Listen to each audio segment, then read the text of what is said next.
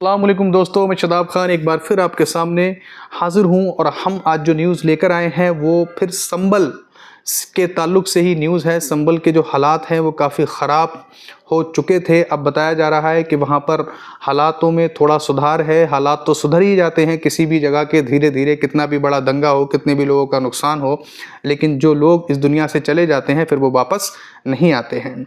5 लोग जिनकी हत्या कर दी गई है, बताया जा रहा है कि वो उपद्रव मचा रहे थे, पत्थरबाजी कर रहे थे, इसको लेकर उनकी हत्या की गई है।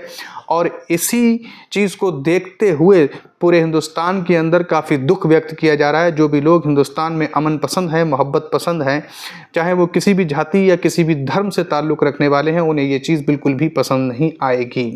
इसी चीज़ को देखते हुए समाजवादी जनता पार्टी के अध्यक्ष नगीना के सांसद मिस्टर चंद्रशेखर आज़ाद का एक बड़ा बयान आया है। उन्होंने कहा है कि ये जो संबल में जो कुछ भी हुआ है ये अचानक से नहीं हुआ है, बल्कि ये पूरी सोची समझी साजिश या षड्यंत्र था। यहाँ पर उन्होंने इल्ज़ामात लगाते हुए ये कहा है कि कोई भी कोर्ट किसी भी चीज़ के आदेश इतनी जल्दबाजी में नहीं देता है जिस तरह से संबल मस्जिद के सर्वे के लिए आदेश दिए गए थे।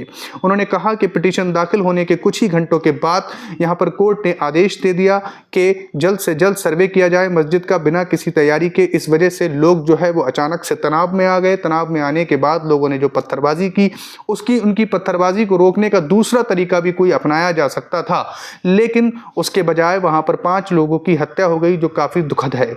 उन लोगों के परिवार वालों के प्रति उन्होंने संवेदना जताते हुए ये कहा, और वो बहुत जल्द संबल आने के जो है कोशिश में थे, लेकिन उन्हें रोक दिया गया है। उन्होंने संबल के तमाम सारे जो प्रशासन के लोग हैं उनसे बात की है और मांग की है कि जल्द से जल्द जो है वहाँ के माहौल को सुधारा जाए। उनके शब्दों में आप सुनिए उन्होंने किस तरीके की बात कही है, क्या कहना चाहते हैं अपने बयान के अंदर, आप लोग भी सुनिए। ये जो संभल में हुआ, दुनिया का कोई आदमी उसको अच्छा नहीं कह सकता, और ये जितनी तेज़ी से हुआ, ये पूरा घटनाक्रम ऐसा लगता है कि एक साजिश है जिससे माहौल ख़राब हो जाए। एक ही दिन में पिटीशन, उसी दिन ऑर्डर, उसी दिन जो है सर्वे कमेटी, और फिर एक बार सर्वे, फिर 2 बार सर्वे, एक पक्ष को सुन के, जबकि वर्शिप एक्ट 1991 है। आया है कि उन्हें याद करना चाहिए वो बयान जो मोहन भागवत जी ने बयान दिया है कि ये ज़रूरी नहीं है हर मस्जिद में जो है शिवलिंग ढूंढा जाए, क्योंकि 1991 का जो वर्शिप एक्ट है उससे ये बिल्कुल जो है क्लियर हो गया है कि जो भी पूजा स्थल जिस जगह पर हैं वो उसी जगह पर रहेंगे, उनसे किसी प्रकार की कोई छेड़छाड़ नहीं की जाएगी। इसके बाद उन्होंने कहा कि जो आधार वहाँ पर संबल के अंदर जो लोगों को जेल भेजने का आधार बनाया जा रहा है वो किसी भी धर्म को लेकर नहीं होना चाहिए। उन्होंने बिल्कुल साफ तौर पर यह कह दिया है कि सिर्फ वही व्यक्ति जेल जाना चाहिए जो गुनहगार है, किसी भी धर्म के आधार पर किसी व्यक्ति को जेल नहीं होनी चाहिए। ये सरासर गलत है और उम्मीद करते हैं कि प्रशासन भी इसी तरह का एक्शन लेगा। उन्होंने आगे ये कहा कि जो संबल के अंदर अचानक से ये सब कुछ हुआ है ये लोगों का ध्यान भटकाने के लिए किया गया है। उनके बयान में ये भी आप सुन सकते हैं। मीरापुर में, गाजियाबाद में और अन्य सीटों पे उस लूट को छिपाने के लिए सरकार ने ये साजिश रची है जिससे कि उससे लोगों का ध्यान हटे। लेकिन मैं फिर कह रहा हूँ, अब जब पार्लियामेंट का सेशन चलेगा तो हम सरकार को छोड़ने वाले नहीं। लोकतंत्र को, अस्मिता को जिस तरह लूटने का काम उत्तर प्रदेश में हुआ उसका जवाब भी सरकार को देना पड़ेगा। और आंदोलन करना कोई गलत बात नहीं है। अगर कोई भी चीज़ आपको लग रहा है कि आपके खिलाफ है, आप उसके लिए आंदोलन कर सकते हैं।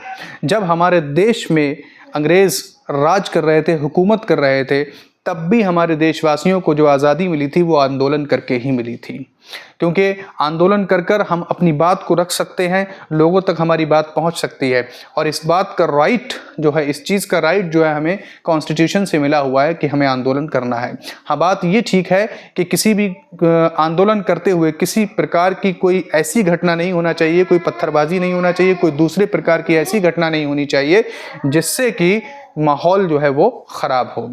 इसके बाद इकरा हसन सांसद कैराना, उनके बयान को भी आप सुनिए, उन्होंने क्या कहा है। देखिए, बीजेपी के हाथ में लॉ एंड ऑर्डर है स्टेट का, और जिस तरीके से पहले बहराइच में घटना हुई और अब यहाँ पर सीधे इसमें शासन और प्रशासन की गलती है। प्रशासन सत्ता के हिसाब से काम कर रहे हैं और सीधी सीधी गोली मारी जा रही है लोगों पर, और जिस तरीके से ये पूरी घटना हुई बहुत अफसोसजनक है। सांसद इकरा हसन ने भी नाराज़गी जताते हुए कहा कि जो लोग सर्वे करने जा रहे थे वो नारे लगाते हुए जा रहे थे। इस तरह से उन्होंने नाराज़गी जताई और उन्होंने मांग की है कि सब कुछ निष्पक्ष तरीके से किया जाना चाहिए। दोनों ही सांसद ने सही तरीके से एक्शन लिया है यहाँ पर, और इससे ये महसूस होता है कि विपक्षी दल कहीं ना कहीं जो है वो एक्टिव मोड में है, एक्टिव मोड में काम कर रहा है। सब कुछ बहुत जल्द से जल्द ठीक होगा, उम्मीद की जाती है। आप सब लोग बताइए कि ये जो घटना घटी है, ये कमेंट बॉक्स में बताइए किस तरीके से ये होना चाहिए था कि सब कुछ बेहतर हो सकता था।